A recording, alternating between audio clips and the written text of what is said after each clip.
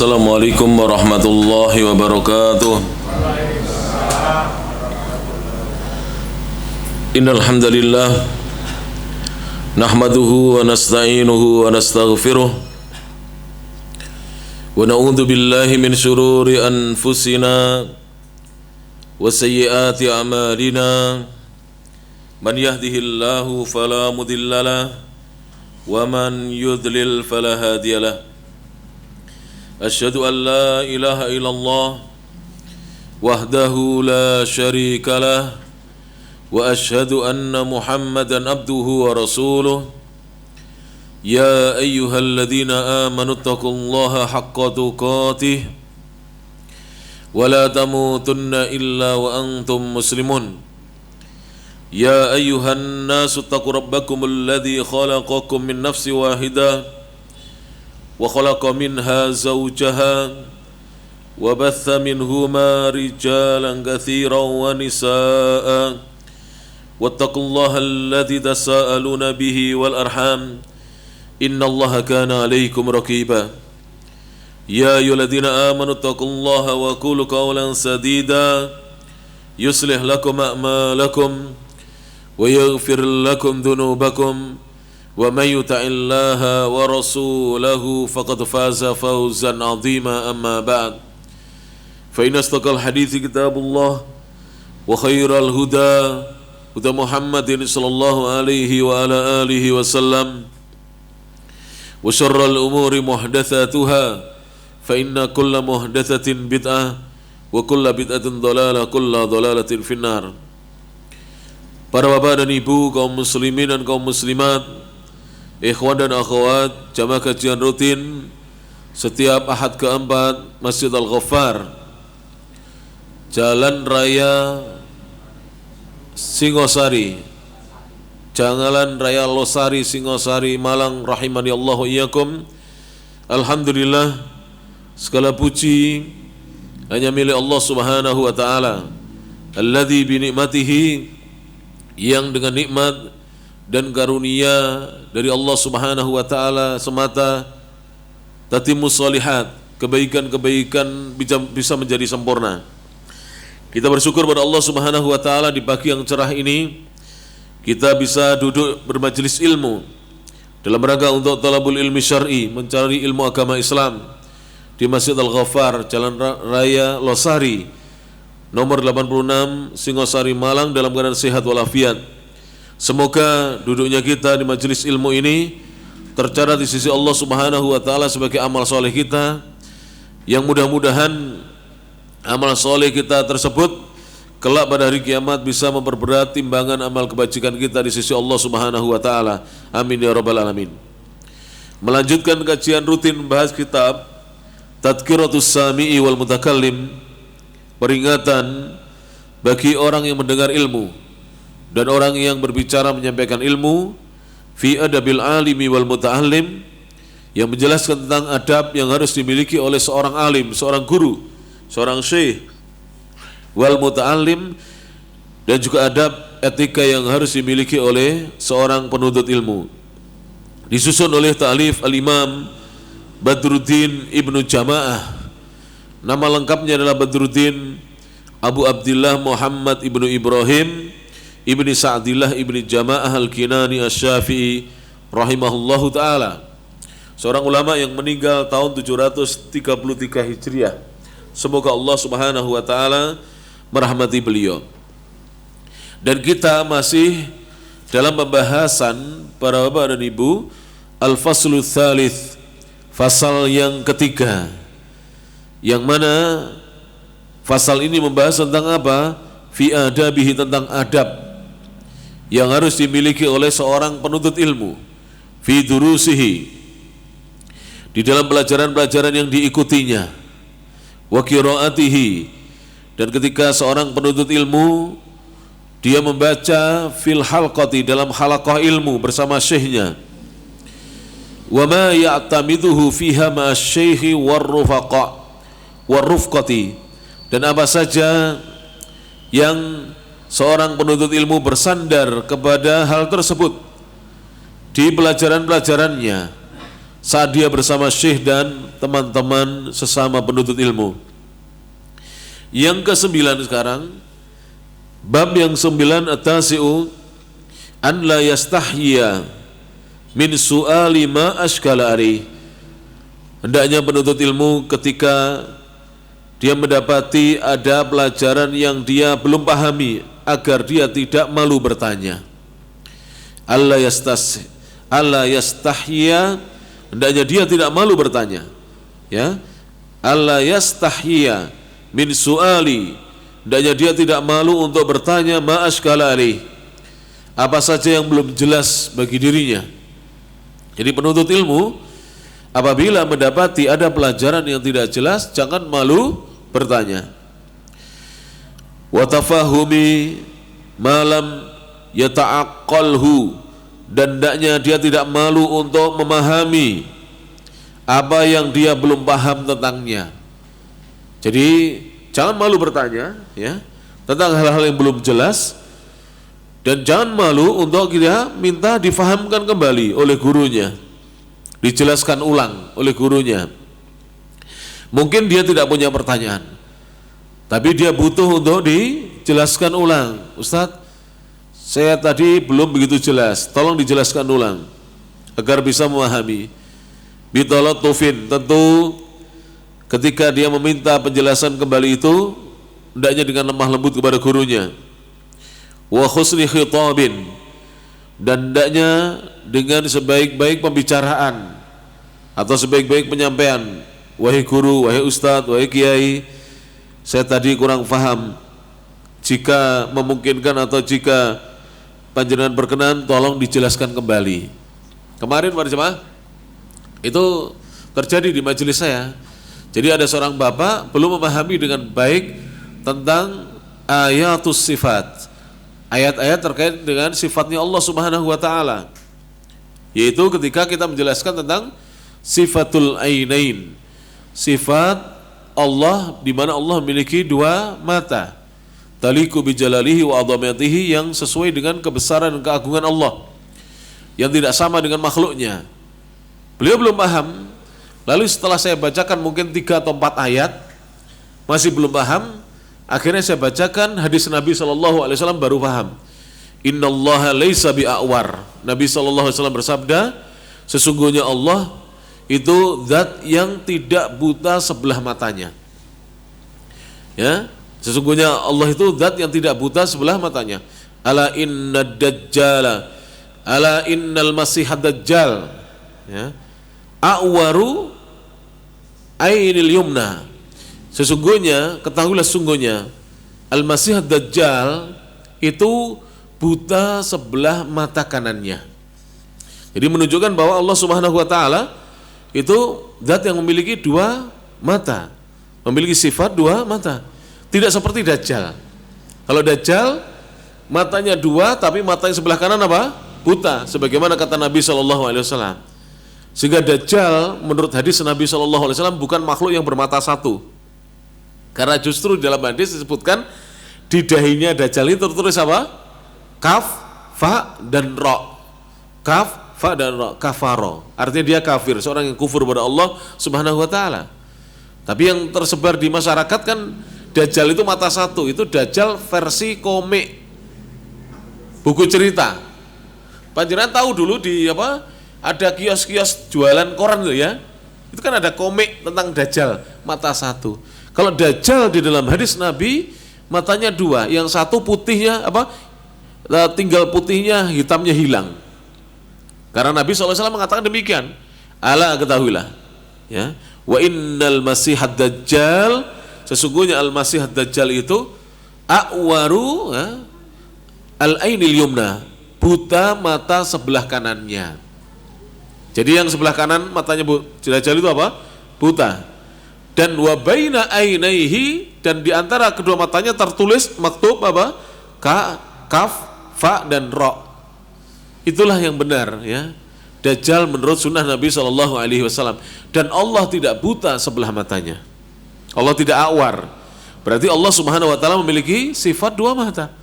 Tapi tidak boleh kita menyamakan apa yang ada pada sisi Allah dengan apa yang ada pada sisi makhluk.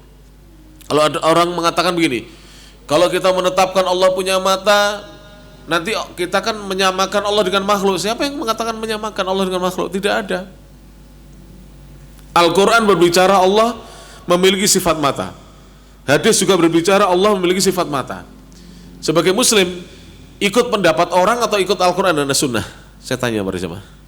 Ikut Al-Quran dan Sunnah. Bahkan Imam At-Tabari, ini ulama paling sepuh, nanti silakan dicek. Kalau tidak bisa nanti saya carikan, ya, di tafsir At-Tabari.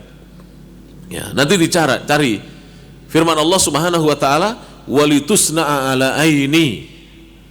Walitusna'a ala aini. Dan engkau wahai Musa, ini tentang kisahnya Nabi Musa. Walitusna'a ala aini. Dan engkau wahai Nabi Musa akan dididik dan diasuh di bawah pengawasan mataku, kata Allah Subhanahu wa taala. Orang sekarang menolak sifat mata bagi Allah Subhanahu wa taala karena dengan alasan tanzih. Tanzih itu apa?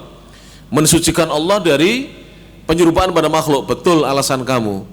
Tapi dengan dalih tanzih kamu menolak ayat, itu tidak benar. Tidak benar itu namanya. Tanzih boleh dan itu wajib. Mensucikan Allah dari penyerupaan kepada makhluk wajib. Bukan hanya boleh. Tetapi kita tidak boleh menolak firman Allah Subhanahu wa taala dan hadis-hadis Rasulullah sallallahu alaihi wasallam. Dan di antara ya para ulama dulu seperti Imam At-Tabari, itu lahir tahun 224 Hijriah, wafat tahun 310 Hijriah, mengatakan yaitu walitusna ala aini ay ala ainillah, yaitu di bawah pengawasan matanya Allah Subhanahu wa taala. Sekarang mau saya jelaskan kepada jamaah ya. Kalau mereka menolak sifat mata bagi Allah, sifat tangan bagi Allah, ya, kemudian sifat wajah bagi Allah, ya kan, sifat kaki bagi Allah, sifat qadam bagi Allah, ya, tapak kaki bagi Allah, maka mereka harus juga menolak sifat hidup bagi Allah. Kenapa? Karena makhluk itu juga memiliki sifat hidup, Allah juga memiliki sifat hidup. Berarti kamu tolak saja dengan dalih kamu takut menyerupakan ya Allah dengan makhluk. Memang tidak boleh menyerupakan Allah dengan makhluk, tetapi tidak boleh juga menolak sifat-sifat Allah Subhanahu wa taala yang disebutkan dalam Al-Quran maupun As-Sunnah.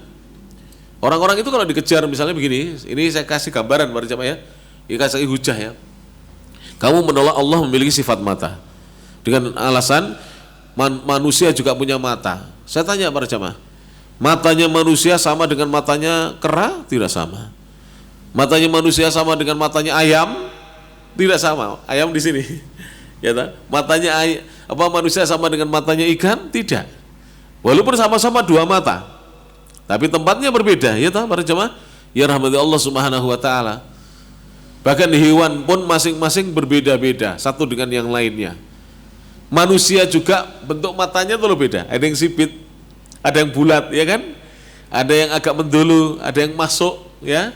Mata manusia berbeda-beda. Tapi kita kan tidak pernah menyamakan manusia satu dengan yang lain, apalagi Allah Subhanahu wa taala. Makanya kita katakan lillahi sifatul ainain. Allah Maha memiliki sifat dua mata. Taliku bijalalihi wa adhamatihi, itu yang benar, yang sesuai dengan kebesaran dan keagungan Allah. Nanti baca tafsir, rata-rata tafsir mengatakan demikian. Ya.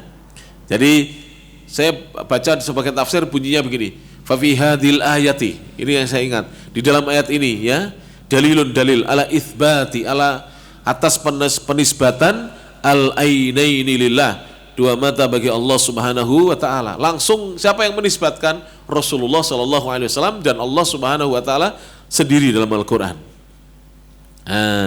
Seperti ini kalau tidak paham ditanyakan. Lah Bapak itu bagus tanya, Ustaz, saya belum paham. Mana dalilnya katanya sifat dua mata bagi Allah? Ini dalilnya saya bilang.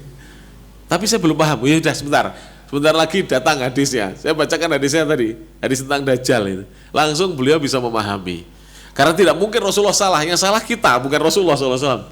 Kalau berani menyalahkan Rasulullah, wah gawat ini. Berarti kita bikin agama sendiri, tidak mengikuti agama Islam yang dibawa oleh Rasulullah SAW. Sekarang misalnya ya, orang itu kalau saya kejar itu nanti dia, kalau begitu Allah tidak punya zat. Loh kok bisa Ustaz? Iya, kan manusia juga punya badan, punya zat. Berarti kamu menyamakan Allah. Loh enggak Ustaz, zatnya Allah maha. Ya, begitu katakan matanya Allah juga maha. Ya, matanya manusia penuh dengan kekurangan dan keterbatasan. Zatnya Allah juga maha, zatnya manusia juga penuh keterbatasan dan kekurangan. Ya. Tapi tidak boleh untuk Allah dikatakan badan, karena memang Allah tidak pernah menyebutkan badan.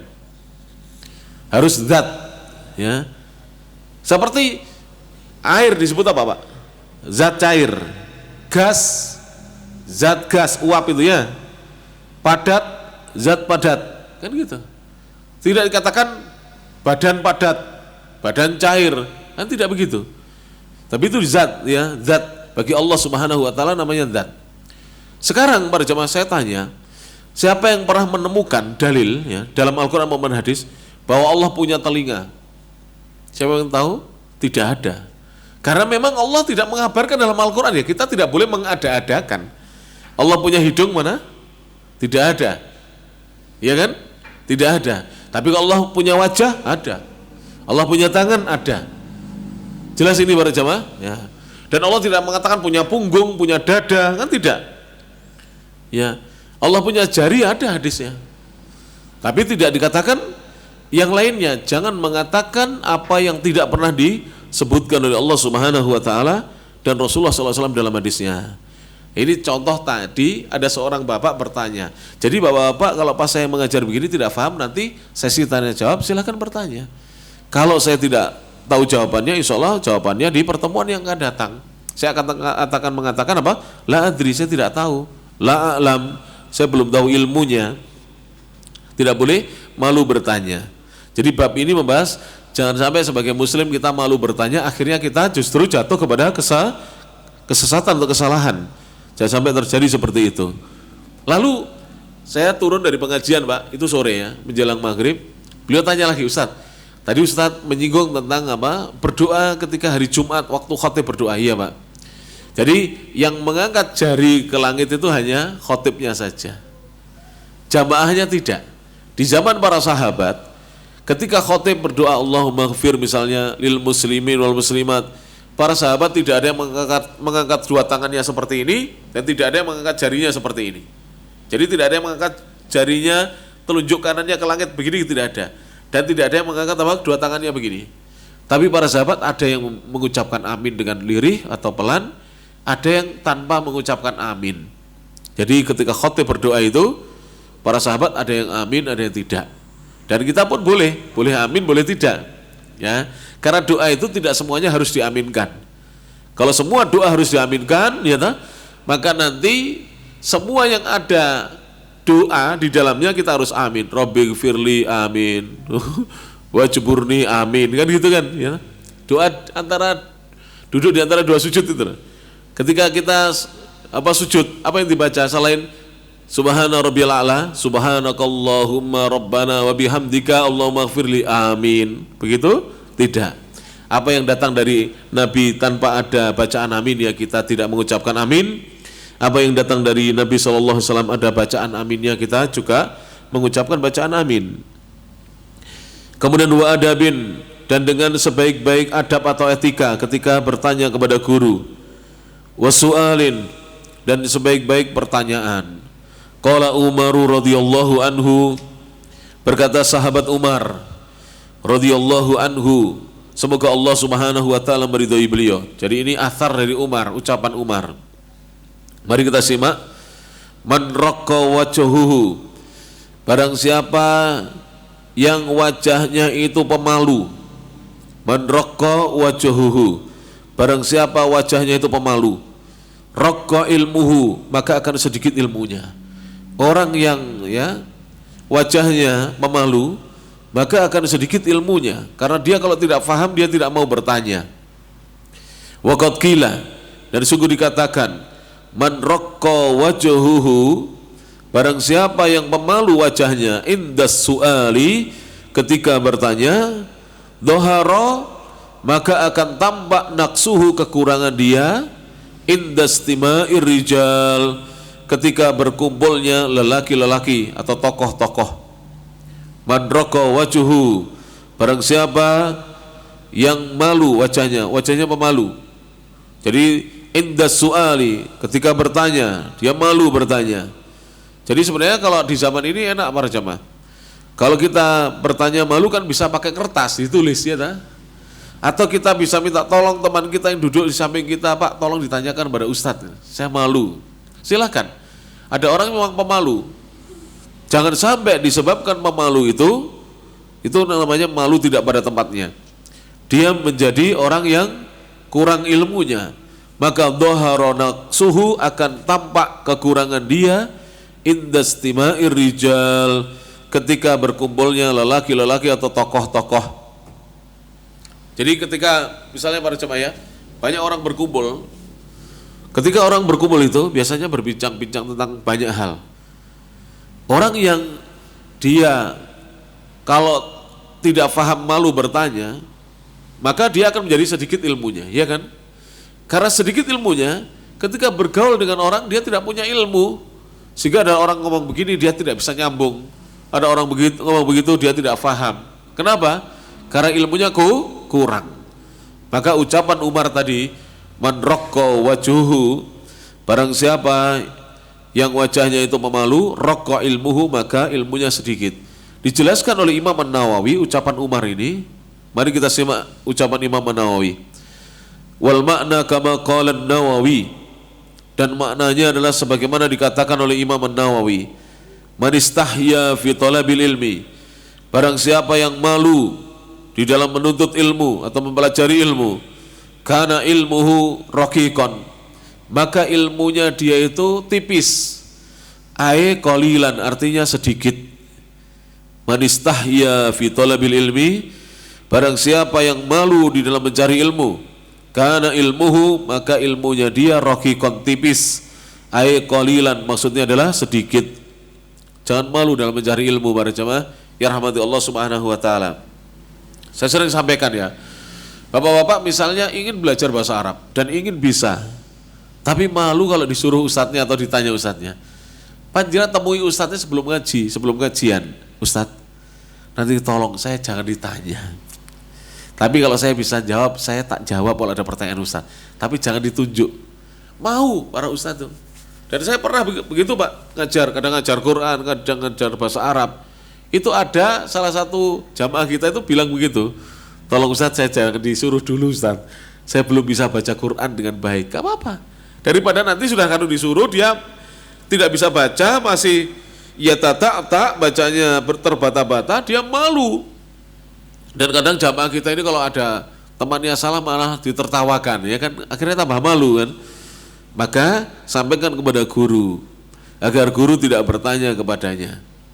Wa qala Mujahidun, berkata Imam Mujahid, Mujahid itu ya seorang ulama tabi'in, muridnya sahabat, dilahirkan tahun 21 Hijriah, wafat tahun 104 Hijriah. Jadi wafatnya 1 tahun setelah Anas bin Malik radhiyallahu anhu. Dia lahirnya di masa kekhalifahannya Umar, karena Umar itu memimpin tahun 13 Hijriah sampai tahun 23. Jadi 2 tahun sebelum wafatnya Umar, beliau ini dilahirkan. Yaitu sama seorang tabi'in namanya Mujahid rahimahullahu ta'ala. Beliau berkata, wa qala Mujahidun, Mujahid berkata, la yata'allamul ilma, tidak akan mempelajari ilmu, mustahyin, seorang pemalu, wala mustakbir, dan tidak pula orang yang takabur. Orang yang pemalu itu tidak akan belajar. Orang yang takabur juga tidak akan belajar. Mau belajar ini malu. Malu kalau tidak bisa. Mau belajar ini malu. Ya jangan malu para jemaah. Ya rahmati Allah Subhanahu wa taala. Bapak-bapak misalnya belum biasa atau ibu-ibu belum biasa hadir di pengajian. Ya udah duduk belakang, enggak ada masalah. Memang belum biasa hadir di pengajian. Kan ada beberapa ustadz tuh suka bertanya kepada jamaahnya itu. Ya kan? Biasanya ditanya yang mana, Pak?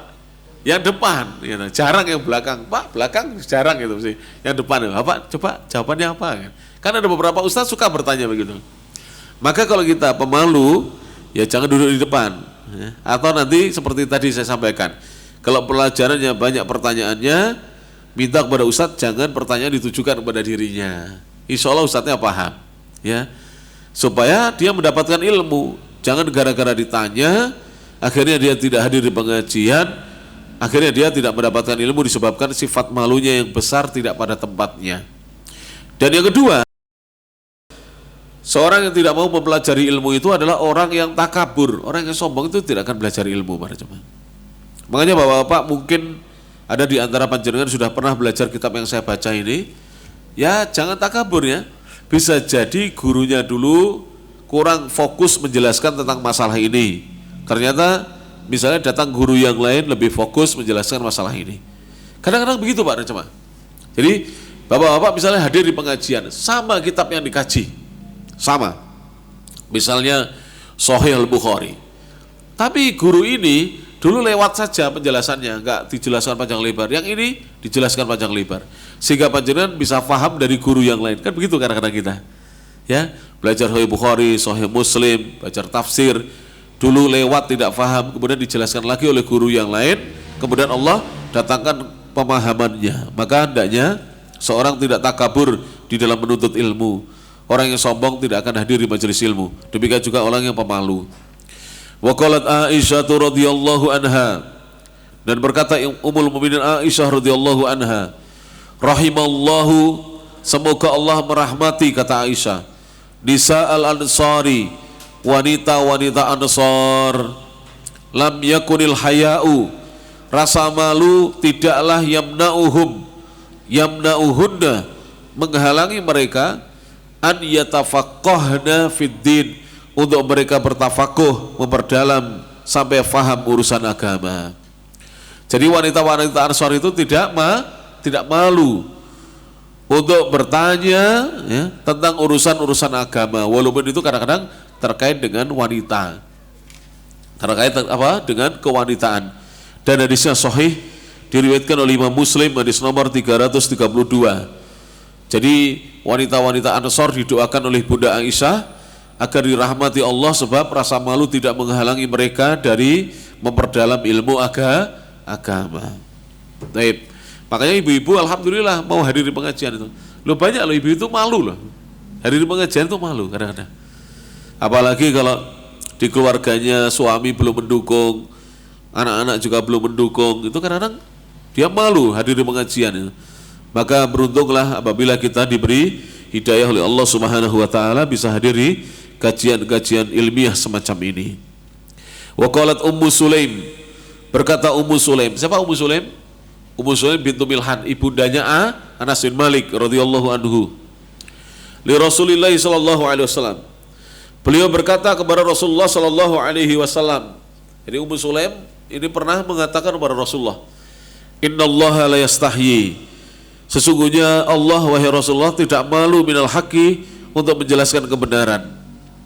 Hal alal mar'ati, saya mau bertanya, apakah alal mar'ati, seorang wanita itu diwajibkan min ghuslin, untuk mandi, idza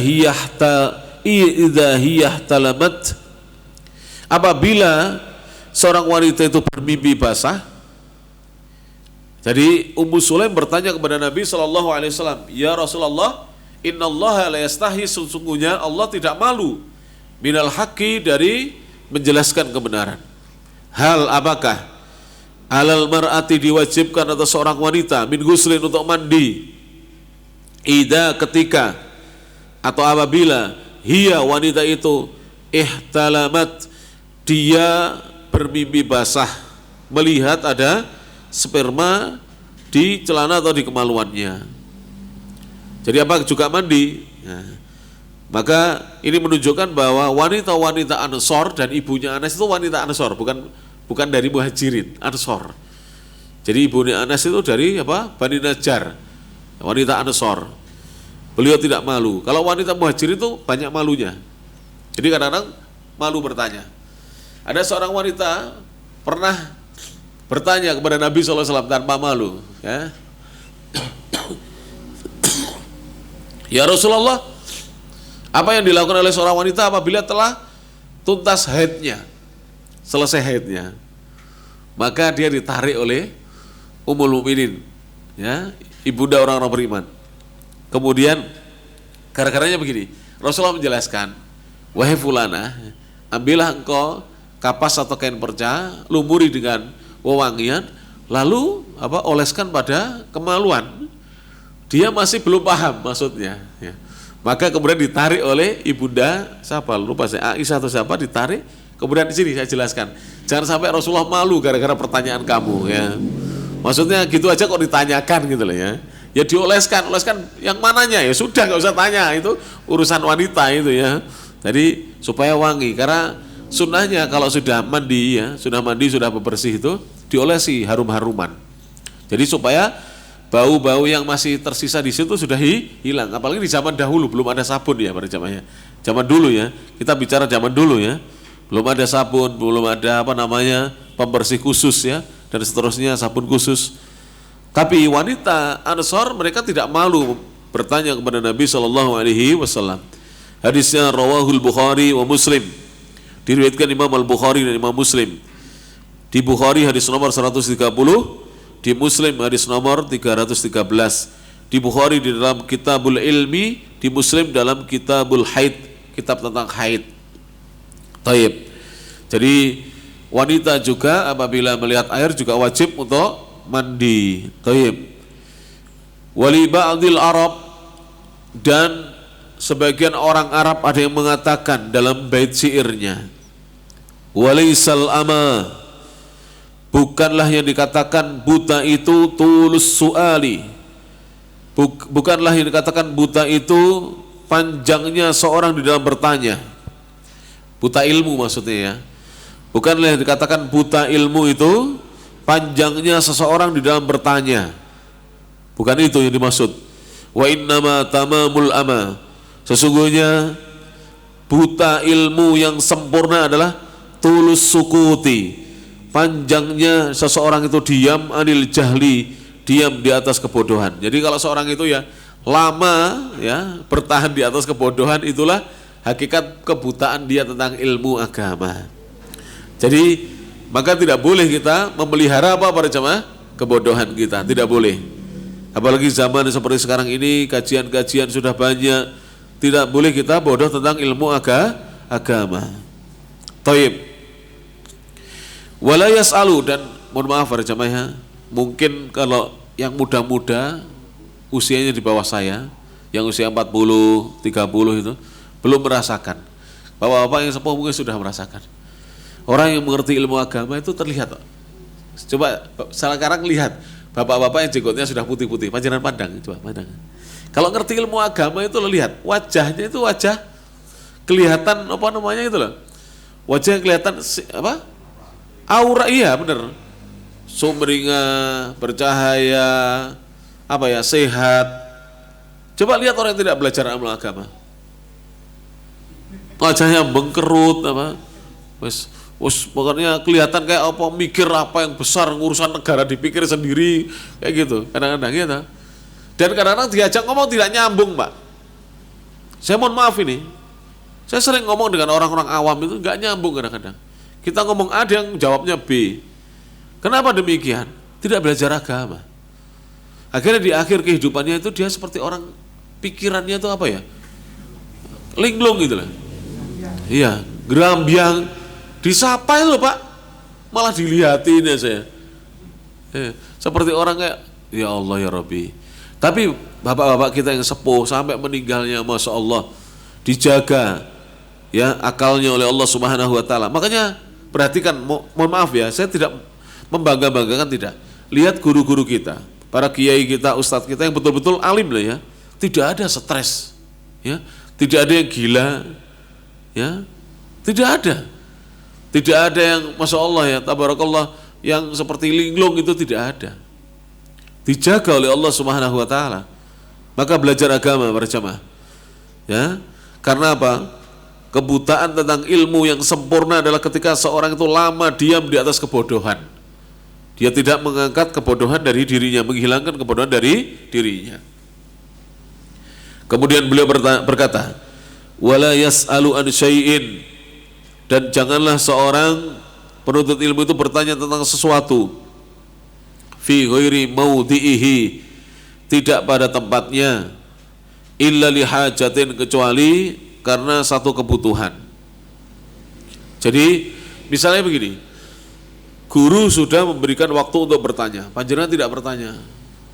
Ternyata ketika guru ke kamar mandi, panjenengan ingat, oh iya, saya punya pertanyaan belum saya tanyakan Ustadz. Kan? Samperi Ustadznya di dekat kamar mandi. Kemudian Ustadz, mumpung saya ingat sekarang, saya mohon maaf, saya tanya sekarang misalnya. Itu boleh, tapi jangan dibiasakan Ustadznya mau kamar mandi takoni terus. Itu. Jangan dibiasakan begitu. Ya, atau dibiasakan Ustadznya setiap mau menuju ke kendaraannya langsung kita kejar, kita tanya, jangan. Tapi kalau kita memang butuh jawaban, silahkan para jemaah. Ya rahmati Allah Subhanahu wa taala. Bapak mungkin pernah lihat ya di Masjidil Haram ya, bagi yang pernah umroh atau haji, itu kadang-kadang di majelisnya para syekh itu ya, itu ada orang yang tidak duduk. Dia kadang-kadang masih pakai pakaian ihramnya, laki-laki itu. Itu sebenarnya ingin bertanya. Kadang-kadang dia langsung, kalau yang orang Arab berani Pak, langsung begini, angkat tangan terus tanya. Padahal belum dikasih kesempatan bertanya. Syekh biasanya menjawab. Kenapa? Karena dia ada kebutuhan yang mendesak, segera mendapatkan jawaban. Ingin segera mendapatkan jawaban. Dan itu tidak mengapa, walaupun tidak pada tempatnya. Asal lihajatin, karena ada kebutuhan. Au ilmin, atau dikarenakan dia tahu ya, bi'ithari syekhi dzalika, bahwa syekh memberikan waktu untuk itu, untuk bertanya. Wa idza sakata syaikhu anil jawab, apabila seorang syekh ditanya dia diam tidak memberikan jawaban, lam yulaha alaihi, tidak boleh diulang-ulang pertanyaan itu atas syekh. Wa idza sakata syaikhu, apabila seorang syekh dia diam anil jawabi, dari jawaban, lam yulaha alaihi, maka tidak boleh diulang-ulang pertanyaan itu atas gurunya, tidak boleh ya. Jadi misalnya guru diam tidak memberikan jawaban.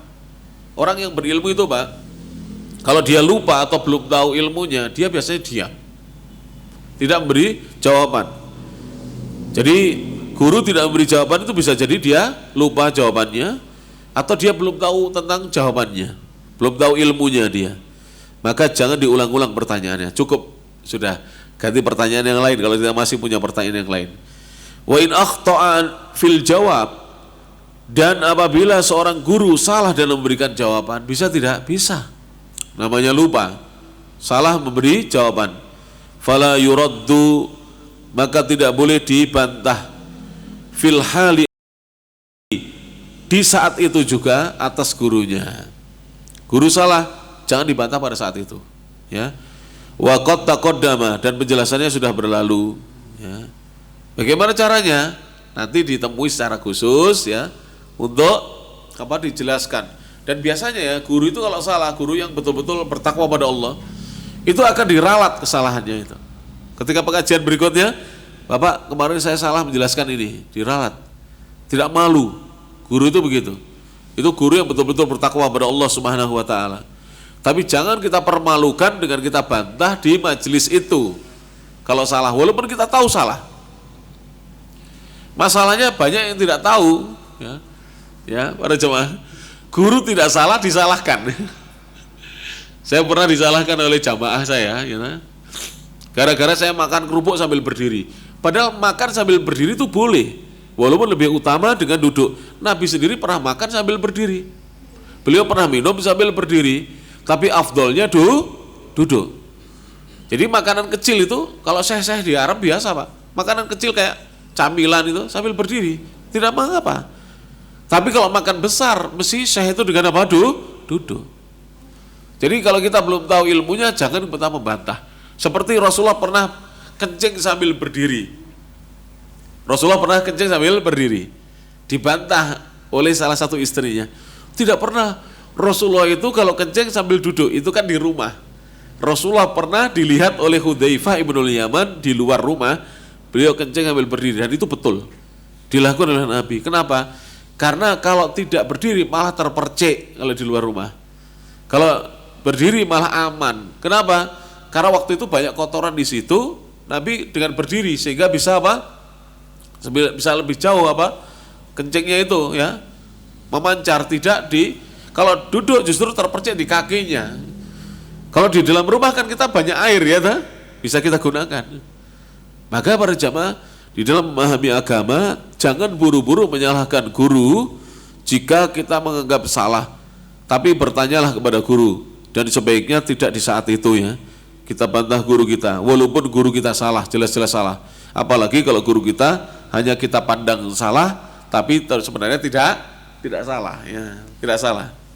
Ya rahmati Allah Subhanahu wa taala. Kemudian beliau mengatakan, wa kama la yanbaghi lit-talibi, dan sebagaimana tidak selayaknya, tidak seharusnya bagi seorang penuntut ilmu an yastahyiya, untuk dia malu minas su'ali, dari bertanya kepada gurunya.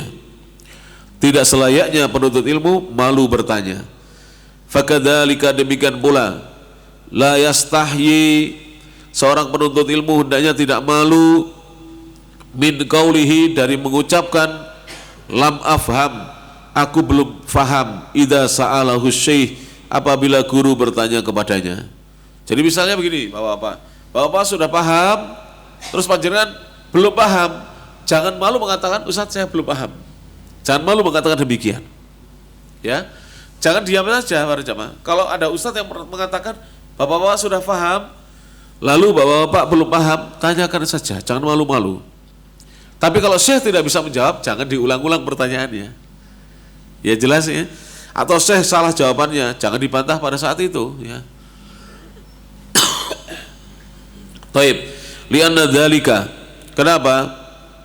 Karena perbuatannya itu tidak mau bertanya atau tidak mau mengatakan saya belum paham, yufawwitu alaihi, akan menghilangkan atas diri penuntut ilmu itu maslahatahu, kebaikannya dia, al-ajilata, di dunia, wal ajilata, maupun di akhirat. Jadi kalau kita tidak mau bertanya tentang perkara yang tidak kita fahami, maka kita akan kehilangan kemaslahatan dunia maupun akhirat.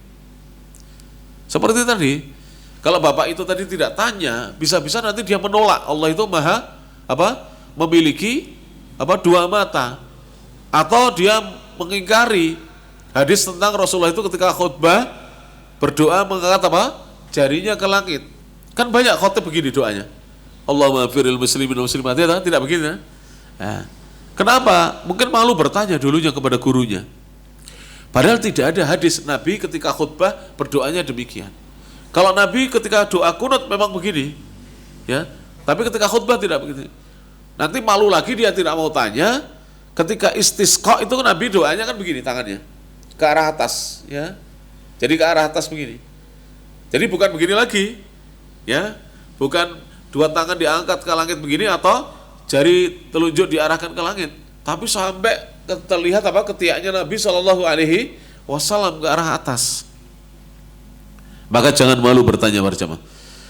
Amal ajilatu, adapun di dunia ini, fahifdzul mas'alati, maka dia tidak bisa menghafal persoalan tersebut karena tidak faham.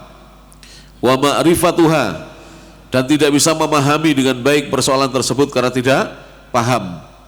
Wa'tiqadus syekhi fihi, kemudian dia akan kehilangan keyakinan guru kepada dirinya, ya, bahwasanya dia diyakini faham ternyata tidak faham.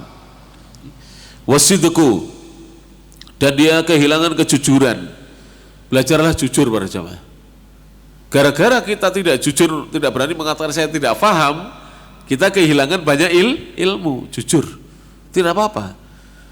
Jadi tidak hina, wong sahabat dulu saja bertanya kepada Nabi, sahabat kelasnya, apalagi kita. Jangan malu bertanya. Nanti gara-gara itu kita tidak belajar kejujuran, belajar jujur, walaupun mungkin pahit, malu. Kita dikatakan oleh teman kita, mosok ngono gak paham, masa begitu saja tidak paham. Tapi gara-gara itu kita tidak belajar kejujuran, wal wara', dan tidak belajar sikap wara', ya, menjaga diri, ya, dari perkara-perkara wara' itu yang haram maupun yang syubhat. Waraghbah, dan kehilangan raghbah, keinginan kuat untuk menuntut ilmu. Karena orang yang tidak paham itu biasanya lama-lama tidak hadir, Pak. Gara-gara tidak paham, lama-lama tidak hadir. Biasanya begitu. Contohnya pelajaran apa? Tafsir Quran dan bahasa Arab. Itu contoh nyata itu. Padahal kalau misalkan Ustadz tolong diulang, saya kira Ustadznya mau ulang nggak Pak Rima? Mau. Saya yakin Ustadznya mau mengulang pelajarannya.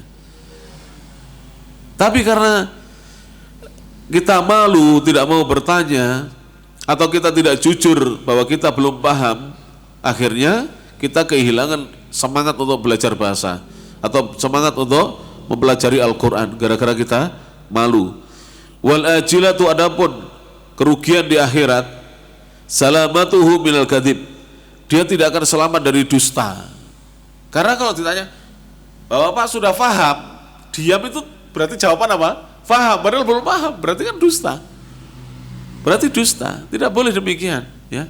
Wan nifaqi, dan dia tidak selamat dari kemunafikan. Ya, pura-pura paham, padahal tidak paham. Ya. Wa tiyaduhu at-tahqiq, dan dia kehilangan kebiasaan dia untuk bersikap teliti. Akhirnya kebiasaan sembrono. Orang yang setiap tidak paham bertanya, dia akan teliti, Pak. Orang demikian ya. Akan teliti dia. Tidak paham ditanya. Bapak-bapak, cara belajar itu begini ya. Ketika pandangan misalnya bawa buku atau catatan atau di HP, tidak paham, ketik aja. Saya tidak paham ini. Nanti ditanyakan. Ketika ada majelis soal jawab, ditanyakan. Dan kalau kita bertanya, insya Allah dapat jawabannya di situ. Akan mendapatkan jawabannya di situ, insyaallah taala. Taib, qala al-Khalil, berkata Imam al-Khalil rahimahullahu taala, manzilatul jahli, kedudukannya kebodohan itu adalah bainal hayai, antara sifat malu, wal anafati, dan harga diri. Malu di sini malu, di sini harga diri, di tengah-tengah bodoh gitu. Ya, kadang-kadang orang itu tidak mau bertanya karena apa? Malu, atau harga diri, dia takut harga dirinya jatuh. Wah, nanti saya dikatakan masuk satu kelas yang sering bertanya bodoh saya sendiri. Karena bisa jadi Pak, yang dia banyak bertanya karena tidak tahu, nantinya paling paham dia. Karena pahamnya betul Pak.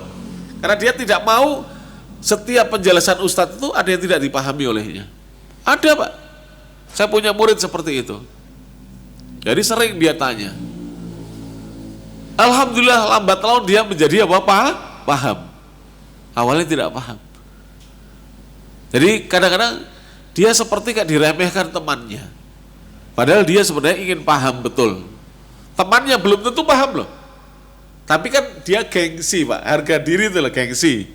Gengsi. Misalnya begini, mohon maaf. Saya dulu punya tetangga tidak bisa naik sepeda ontel. Itu gengsi. Saya pandang dia gengsi. Walaupun sudah tua, belajar sepeda ontel itu hina atau tidak Pak? Tidak hina. Gara-gara dia tidak bisa sepeda ontel, akhirnya tidak bisa sepeda motor, ya kan? Itu. Lihat. Misalnya di zaman ini misalnya, ya, teman-teman yang masih muda nikah, mertuanya punya mobil, dia tidak punya mobil. Terus saudara iparnya semua punya mobil, dia gengsi, bisa nyoba nggak akhirnya? Tidak bisa, gengsi ya. Malu dia, harusnya kan, Mas, tolong Mas saya diajari. Atau kalau dia malu belajar dengan saudara iparnya, dia cari apa? Kursus mengemudi. Jangan gengsi. Apapun ya, akan rugi kita kalau gengsi atau malu. Tidak punya duit tapi malu berjualan, gengsi Pak. Bapak saya dulu mantan kepala desa. Ya, terus mertua saya mantan kepala dusun, misalnya gitu ya tau? Masa saya jualan kerupuk, malu. Lu banyak Pak, bos kerupuk itu mobilnya bagus-bagus Pak. Bos kerupuk itu sukses, ya, malu jadi jualan tahu. Banyak bos tahu itu kaya raya Pak. Iya kan? Jangan malu, tidak boleh malu. Malu dan gengsi ini adalah kedudukan bodoh itu. Jadi kedudukannya bodoh itu antara malu dan gengsi. Jadi ini malu, ini gengsi. Di tengah-tengahnya ini bodoh. Kalau kita keluar dari rasa malu, keluar dari gengsi, kita menjadi orang pintar. Betul tidak? Iya, menjadi orang pintar. Warjamaah rahmat Allah Ta'ala. Maka jangan kita malu, ya, untuk mendapatkan kebaikan-kebaikan dengan kita bertanya atau belajar. Jangan kita gengsi. Warjamaah rahmat Allah Subhanahu wa Ta'ala. Saya kadang-kadang tahu Pak, beberapa jamaah saya itu gengsi. Karena dia sudah jadi takmir masjid. Di masjid itulah ada pelajaran tahsin, dia gak ikut. Padahal dia belum lancar bacanya, saya tahu. Kenapa itu? Gengsi. Saya ketua takmir, saya sekretaris, saya bendahara masjid, ya, malu. Padahal tidak perlu malu. Kalau Anda malu belajar di masjid Anda sendiri, belajar di lain kan tidak ada orang tahu, ya kan? Masuk masjid yang lain tahu kalau dia ketua takmir? Tidaklah, insya Allah. Banyak tidak tahu Pak. Apalagi pindah kecamatan, tidak kenal nanti ya, di sana belajar di sana tidak tahu misalnya. Mungkin bapak-bapak ada yang ketua ormas ya, ormas tertentu, mungkin ketua Muhammadiyah atau Nahdlatul Ulama, mosok baca Quran tidak bisa. Loh pernah Pak, ada ketua ormas Pak, saya tidak mau sebut ormasnya, ngimami katanya santri-santri saya, walah Ustadz, bacaannya tidak ngalor, tidak ngidul. Mungkin dia gengsi belajar karena sudah ketua ormas, tidak boleh. Para jamaah rahmati Allah Ta'ala. Karena antara malu dengan gengsi di dalamnya ada kebodohan. Tidak boleh malu, tidak boleh gengsi. Ini kata Imam Al-Khalil. Namanya Al-Khalil bin Ahmad bin Abdurrahman Al-Azdi, Al-Farahidi Al-Basri, Sahibul Arabiyyati wal Arud. Beliau ini pakar bahasa Arab dan Arud ini, Al-Khalil ini, terkenal ini. Beliau mengatakan demikian. Wa qad taqaddama fi adabil alimi, dan sungguh telah berlalu tentang adabnya seorang alim. Annahu la yas'alul mustahyi, seorang guru yang alim itu tidak boleh bertanya kepada orang yang malu, kepada santrinya yang malu. Misalnya ditanya begini, hal fahimta, apakah kamu sudah faham wahai santriku atau muridku? Jangan begitu. Kalau santrinya itu pemalu jangan ditanya begitu, karena dia nanti akan jawab apa? Sampun Ustaz. Padahal belum paham dia. Jadi jangan ditanyakan seperti itu. Bal hendaknya yatawassalu ilal ilmi, dia berupaya menyampaikan ilmu bifahmihi, dengan pemahamannya, bitarhil masaili, dengan menyampaikan berbagai masalah-masalah kepada muridnya yang pemalu itu. Jadi kalau orang pemalu, kasih contoh yang banyak. Saya beri contoh ya, misalnya saya sekarang ngejar bahasa Arab. Pelajaran ini hari ini adalah tentang hada, isim isyarah untuk benda yang dekat, lil qarib misalnya. Misalnya hada masjidun, ya, hada babun. Nanti saya perbanyak contoh supaya dia bisa mempraktikkan kata-kata hada. Misalnya hada masjidun, hada babun, hada ustadun, hada mudarrisun, hada talibun, ya, hada baitun, ya, hada dukanun. Saya perbanyak. Hada sukun, hada bisatun, hada jidarun. Saya perbanyak sambil saya jelaskan. Hada itu untuk kata tunjuk benda yang dekat, ya, baik berakal maupun tidak berakal. Hada, ya. Kalau jauh tapi bendanya harus benda yang mudzakkar, digolongkan ke jenis laki-laki. Tidak boleh benda yang muannas. Kalau madrasatun tidak boleh pakai hada, tapi hadhihi madrasatun, nadharatun hadhihi nadharatun, hujratun hadhihi hujratun, qalan suwatun hadhihi qalan suwatun, kan begitu. Lah, murid yang pemalu jangan ditanya sudah paham belum, tapi diberi, ya, pemahaman lebih dengan memberi contoh-contoh yang banyak. Jadi guru harus paham itu. Fa in sa'alahu fala yaqul na'am. Jika guru bertanya kepadanya, murid itu tidak akan menjawab iya. Hatta yattadhiha lahu al-ma'na, hingga menjadi jelas bagi murid itu maknanya. Ittidahan jaliyan, dengan kejelasan yang terang. Kaila yafutahul fahmu, supaya dia tidak kehilangan pemahaman. Wa yudrikahu bikadhibihi al-ithmu, dan agar dia tidak mendapatkan dosa dengan dia berdusta kepada gurunya dengan mengatakan saya sudah faham Ustadz, padahal dia sebenarnya malu mengatakan tidak faham. Ya. Jelas ini para jemaah yang rahmati Allah Subhanahu wa taala. Maka seorang guru yang alim itu tidak bertanya kepada murid yang pemalu, jangan ditanya.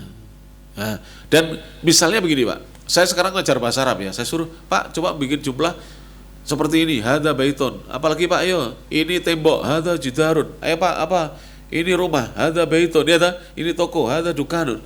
Terus ada yang bapak pemalu, jangan disuruh Pak, dilewati aja. Ayo Bapak nah gitu. Terus temannya jangan pilih, loh Pak sampai lo gak ditakoni Mbak Ustadz, jangan begitu. Kalau ada murid yang pemalu, ya, Biarkan dulu para jamaah ya rahmati Allah Subhanahu wa taala.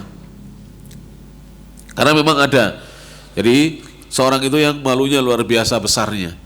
Maka yang seperti ini jangan kemudian dia ditanya dulu. Dalam agama kita tidak boleh seperti itu. Kenapa? Karena kalau dia ditanya, dia nanti akan berdusta bahwa dia tidak paham, dia mengatakan apa? Paham. Jadi jangan dipaksa untuk dia berdusta. Jangan demikian. Karena guru itu sebenarnya paham, Pak, ya. Misalnya saya mengajar ini satu kelasnya, itu saya paham satu persatu, mana yang belum lancar bacanya, mana yang hafalnya tidak baik, paham itu. Karena kalau di kelas kami itu ya, satu persatu baca, Pak. Satu persatu kadang-kadang suruh menerjemah. Karena kita paham akhirnya, santri mana yang ini, ya. Maka santri yang dia memang tidak bisa, Pak, guru yang baik itu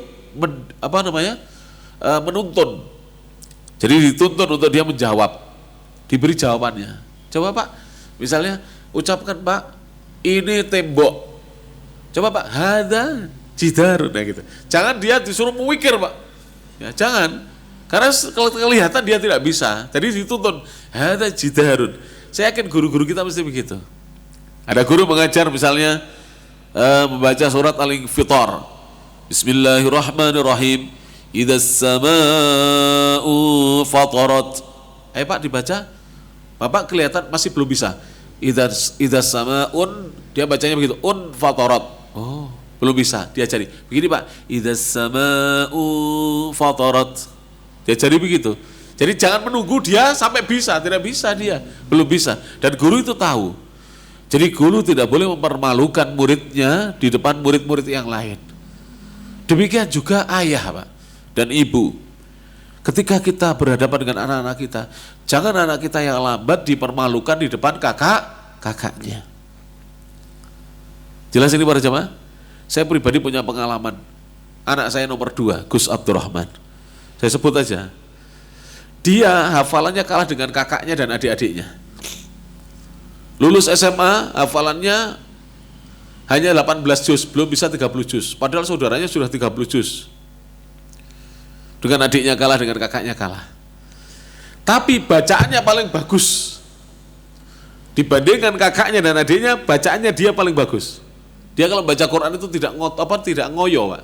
Tahu ngoyo?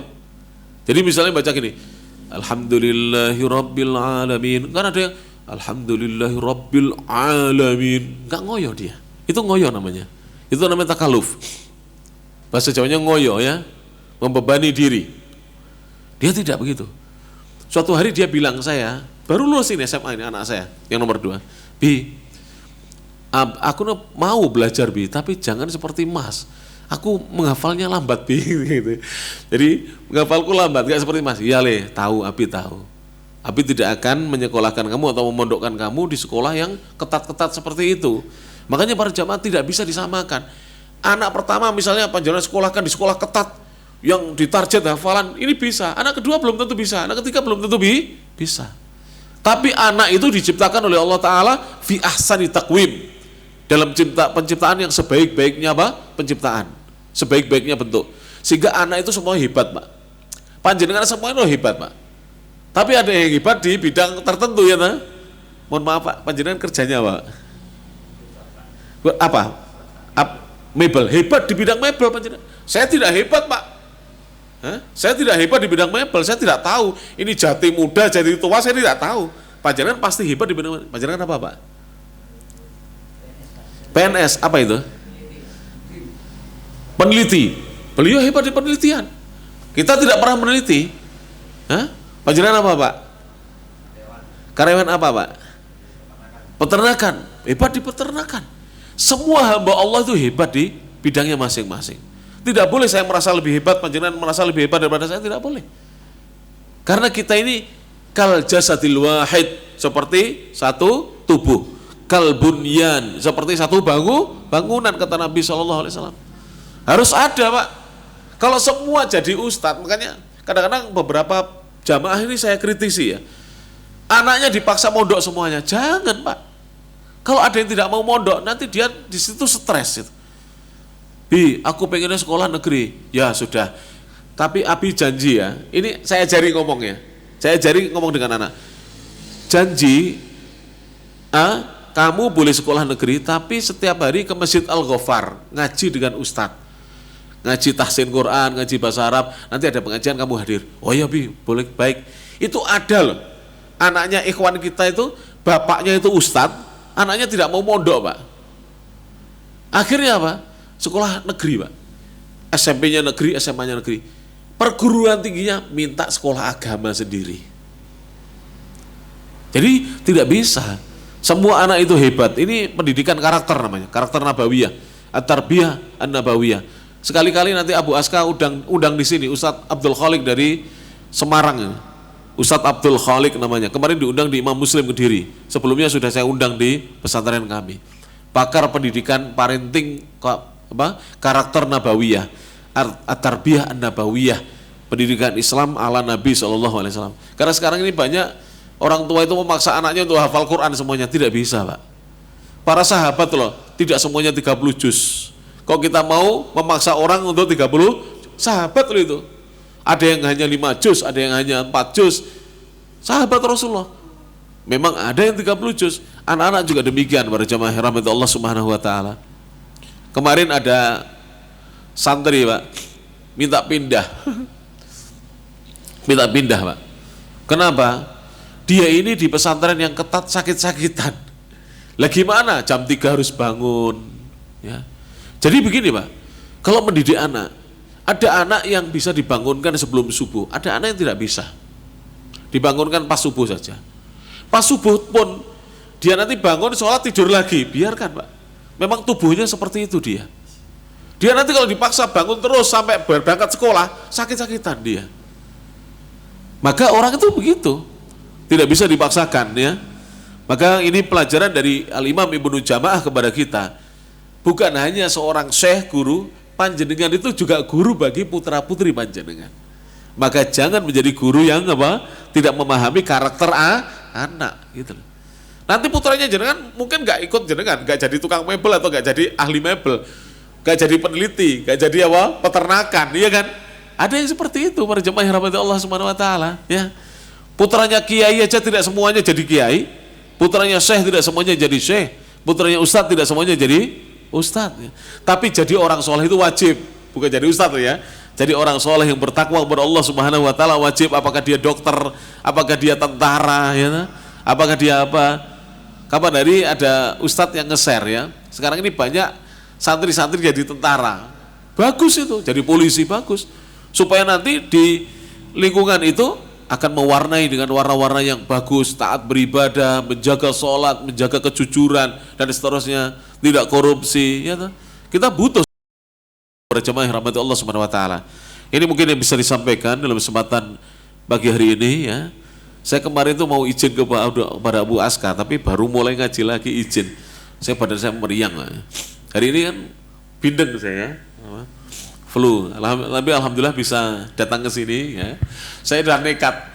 Kalau aku lemes, saya ngajak Pak Khalid. Pak Khalid ini karena beliau tahu kondisi saya. Jadi kalau saya lemes mungkin nanti pijeti atau apa itu. Kadang-kadang beberapa yang ngantarkan saya, aku lemes dijiar nih. Piye iki? Bolone lemes ya berhenti dulu, apa.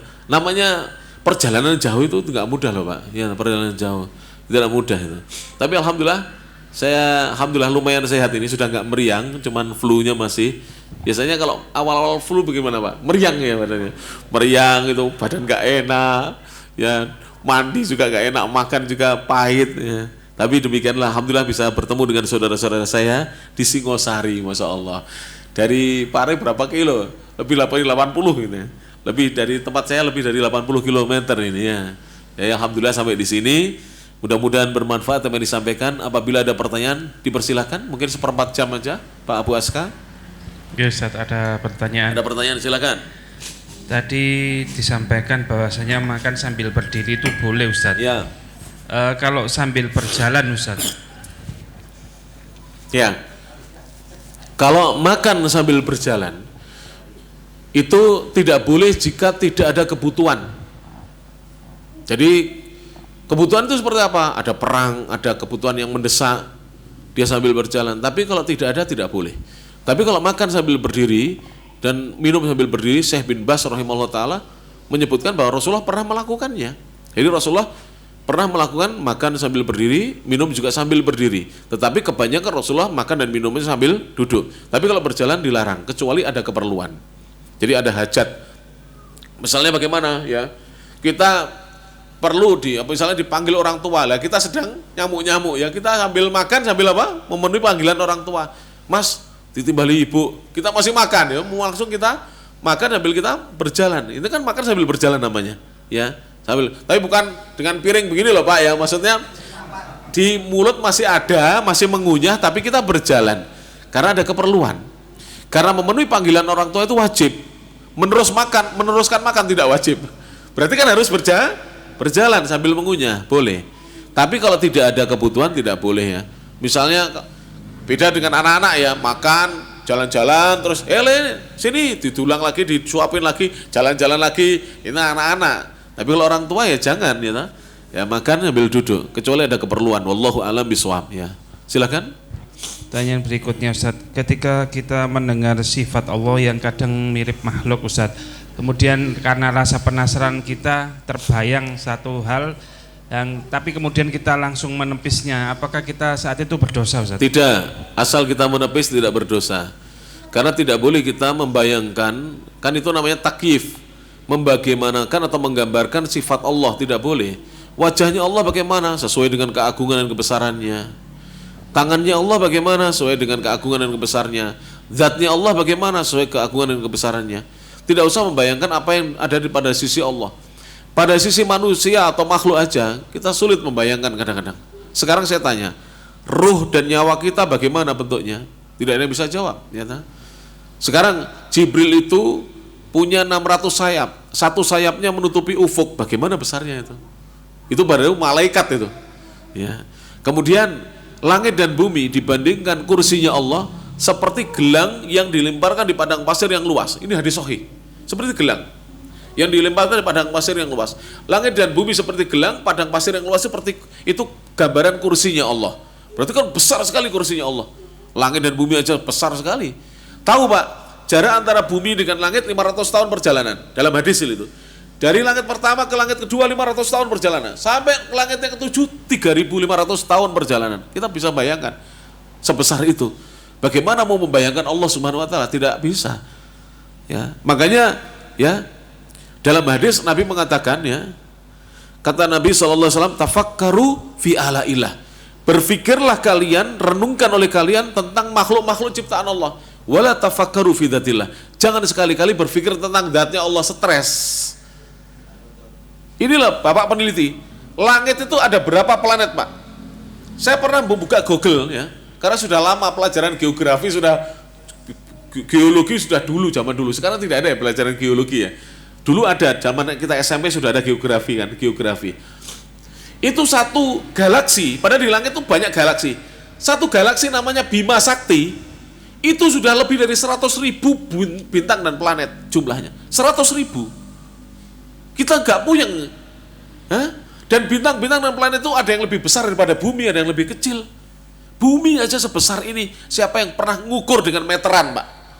Diameternya berapa? Lingkar bumi ini berapa Pak?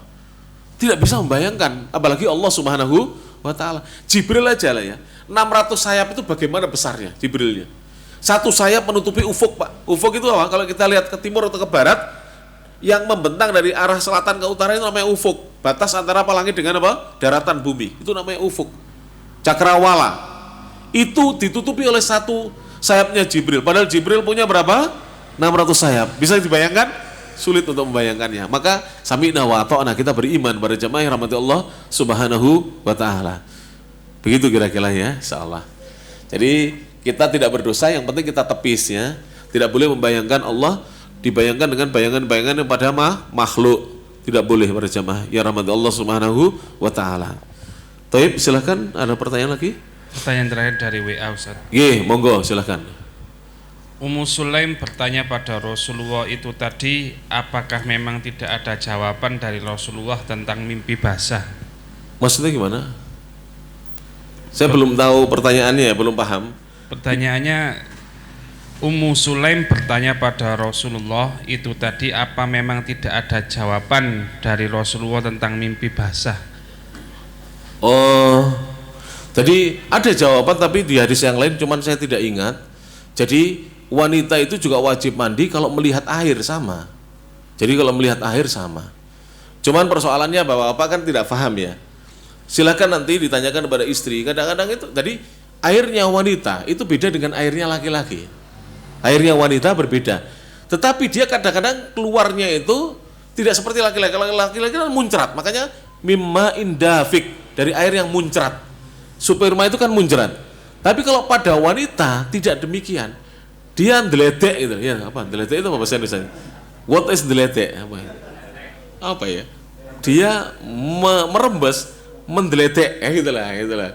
Dan itu biasanya setelah mereka mandi kadang-kadang sudah pakai celana itu ndeledek itu. Berarti dia keluar tadi, gitu loh. Jadi sama, hukumnya sama, tapi saya tidak hafal hadisnya. Jadi ada jawaban di tempat yang lainnya bahwa kalau melihat air, ya. Jadi kalau melihat air wajib apa? Mandi. Air di sini adalah maksudnya adalah al-mani, ya, melihat mani. Hanya saja laki dan perempuan itu berbeda, cara keluarnya berbeda, berjamaah rahmati Allah Subhanahu wa taala. Cuman begini, mohon maaf ya ini kalau saya singgung karena di masyarakat sering bertanya, ada ibu-ibu itu sudah menikah bertahun-tahun tidak bisa merasakan apa yang dirasakan oleh suaminya. Mohon maaf, baca kitabnya Syekh Albani, baca kitabnya Ibnul Qayyim, nanti cari sendiri tentang pernikahan. Ya. Itu biasanya kata Syekh Albani dan para ulama kurang pendahuluannya, mukodimahnya. Jadi istri itu kalau tidak ada mukodimah, dia tidak merasakan apa-apa. Gitu loh. Jadi jangan sampai. Terus kemudian antum amalkan ya, yakni nisa'ukum harthul lakum. Nanti silakan dikaji sendiri. Nisa'ukum harthul lakum.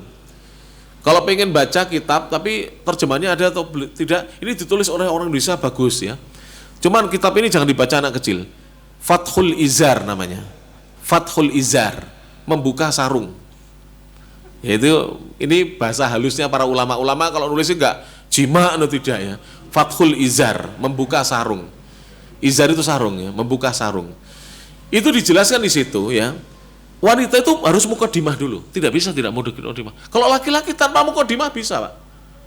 Makanya Ustadz Khalid Basalamah, Profesor Dr. Khalid Basalamah pernah ditanya, kok beda ya laki-laki dengan wanita? Beda. Karena laki-laki itu di dalam spermanya itu ada sesuatu unsur yang menyebabkan panas.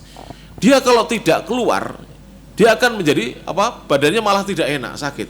Makanya reaksinya apa? Emosi, kata-katanya rodok nyengak. Suami-suami itu lah, kalau belum dilayani itu lah, spermanya belum keluar itu mohon maaf loh ya, agak nyengak kata-katanya, emosi dan seterusnya. Tapi kalau sudah keluar Pak, duit keluar itu. Laki-laki itu duit keluar ya. Ya. Tapi perempuan tidak demikian, beda para jemaah. Ya rahmati Allah Subhanahu wa taala. Maka baca nanti ya kitab-kitab para ulama pendahuluan ya. Terus kemudian amalkan ini. Nisa'ukum harthul lakum. Istri-istri kalian adalah sawah ladang bagi kalian. Fa'tu harthakum anna syi'tum. Maka datangi sawah ladang kalian sesuai dengan apa yang kalian inginkan. Boleh dari atas, boleh dari bawah. Boleh istri di atas, boleh istri di bawah. Faham ya? Boleh dari depan, boleh dari belakang. Tapi sasarannya adalah al-qubul, al-farju, kemaluan, bukan dubur. Dubur haram selama-lamanya. Mau istri toharoh dalam keadaan suci maupun istri haid, dubur haram. Kalau kubul ketika istri haid haram. Kalau sampai mendatangi istrinya ketika haid, dihukum membayar kafaroh. Kafarohnya 1/4 atau separuh dinar. Jadi sekitar kalau sekarang misalnya 1 dinar itu 425 gram, sekarang emasnya itu 2 jutaan ya nah? Berarti kalau 1 dinar sekitar berapa? Sekarang 8 juta berapa? 250 lah 1 dinar. Itu hukumannya bisa separuh, bisa 1/4. Jadi separuh atau 1/4. Separuh dari 8 juta 250. Itu mendatangi istri ketika haid kecuali tidak sengaja. Istri tidak tahu kalau sedang haid ya, suami juga tidak tahu, tapi tidak boleh diulangi kembali ya. Segera dibersihkan dan tidak diulangi kembali. Terus istri mandinya kapan nanti? Kalau sudah selesai ya mandinya. Suami mandinya pada saat itu. Ini pelajaran-pelajaran seperti ini ada ya di kitab-kitab para ulama. Kalau Syekh Albani kitabnya namanya Adabuz Zifaf, adab-adab pernikahan ya. Adab-adab apa? Pernikahan para jamaah rahmat Allah Subhanahu wa taala. Di antara adabnya adalah mandi bersama itu. Itu di antara adabnya, adab-adab pernikahan. Wallahu a'lam bishawab ya. Mudah-mudahan bisa difahami dengan baik apa yang dijelaskan ini. Cukup Pak nggih? Cukup. Ya, ini yang bisa disampaikan. Terima kasih banyak atas segala perhatiannya para jamaah. Inti pelajaran kita tadi apa? Jangan malu bertanya. Jangan malu bertanya. Termasuk di rumah tangga, Pak. Jangan malu bertanya. Dek sampean wis megung lah, jangan malu bertanya. Iya kan? Mas sampean sudah itu jangan malu bertanya. Apa saja? Mas, ini bagaimana masakan saya? Ini bagaimana dan seterusnya? Selama ini atau saya sudah baik melayani atau belum? Jangan malu bertanya. Karena malu bertanya itu sebab apa? Terjadinya banyak keburukan. Sebab terjadinya banyak keburukan. Terutama apa? Kebodohan. Bodohan itu diantaranya ya adalah disebabkan malu bertanya. Terus kemudian tadi orang itu tidak akan mempelajari ilmu kalau satu dia orang yang pemalu, yang kedua apa? Orang yang takabur. Jangan jadi pemalu, jangan jadi takabur karena tidak akan belajar ilmu. Kemudian juga pesan dari tadi Imam Al-Khalil bahwa di antara malu dan gengsi menjaga harga diri adalah kebodohan. Maka jangan gengsi belajar ilmu, jangan malu belajar ilmu karena kita akan bodoh selama-lamanya. Wallahu a'lam bishawab. Subhanakallahumma bihamdik, asyhadu an la ilaha illa anta, astaghfiruka wa atubu ilaik. Wa akhiru da'wana alhamdulillahirabbil alamin. Assalamualaikum warahmatullahi wabarakatuh.